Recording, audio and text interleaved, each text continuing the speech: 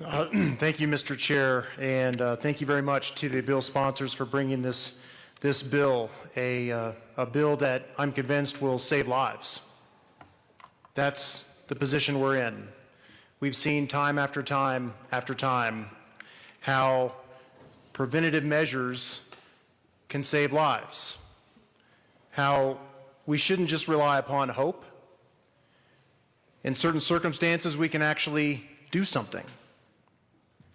And this bill is not really anything new.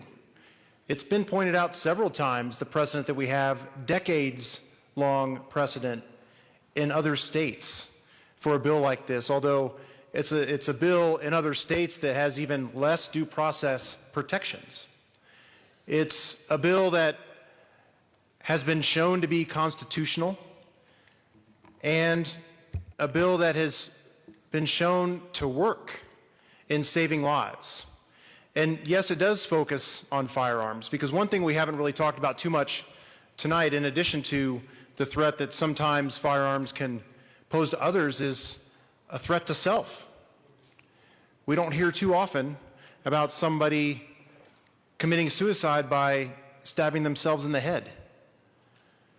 But we hear far too often about how somebody with a firearm commits suicide by shooting themselves in the head.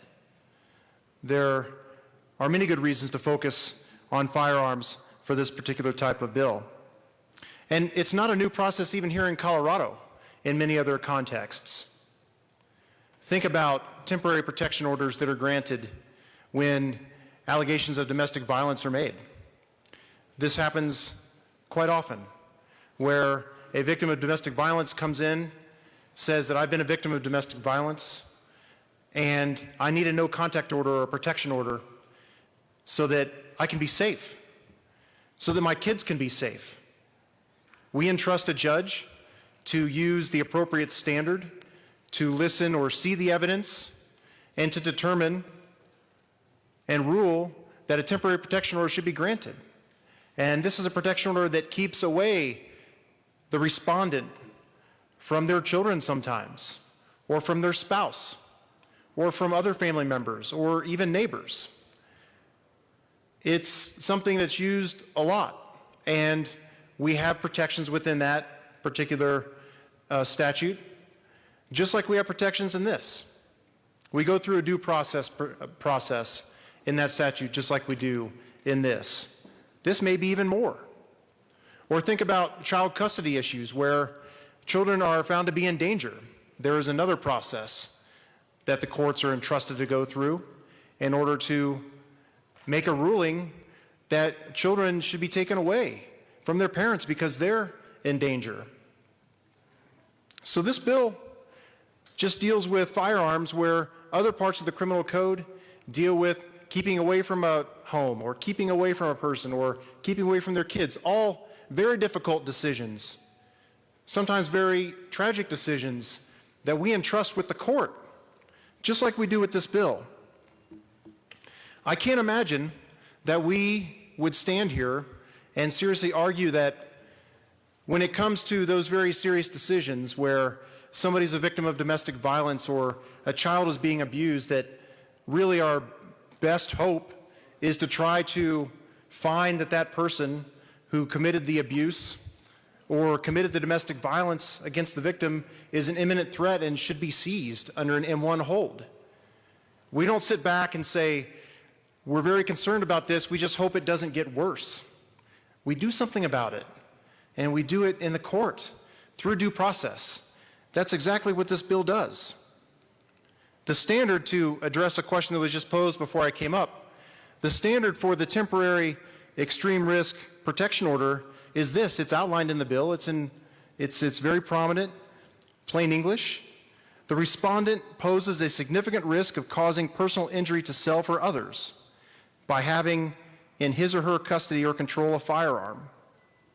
And if the court finds that, then the court issues a temporary extreme risk protection order. Now, this doesn't mean that you can go through the entire book of mental illnesses and say, well, this person has a particular illness, and so therefore we're going to seize their firearms. Far from it. Imagine going in front of a court and saying, this person has some kind of a disorder, and therefore I think we should take that person's guns. That is not going to happen. The court has to find a significant risk of causing personal injury to self or others by having in his or her custody or control a firearm. That's what the court has to find by a preponderance for the temporary.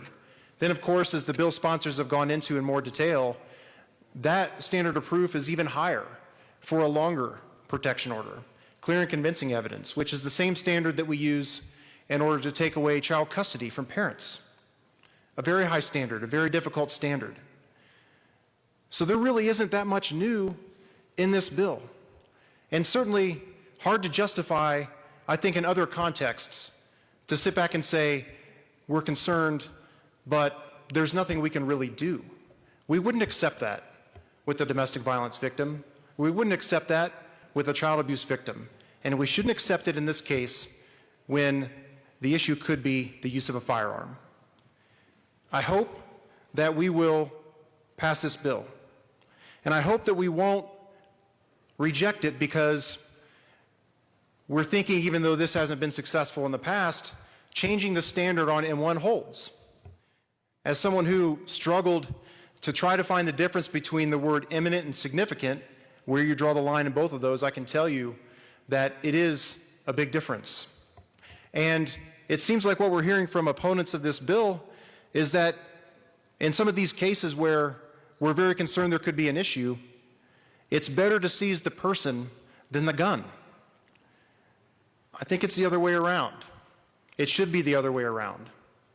Hope is not going to cut it. Hope doesn't work all of the time. Let's do something about it. Let's put in place a very good, solid due process, and let's save lives. Please vote for this bill. Representative Lewis.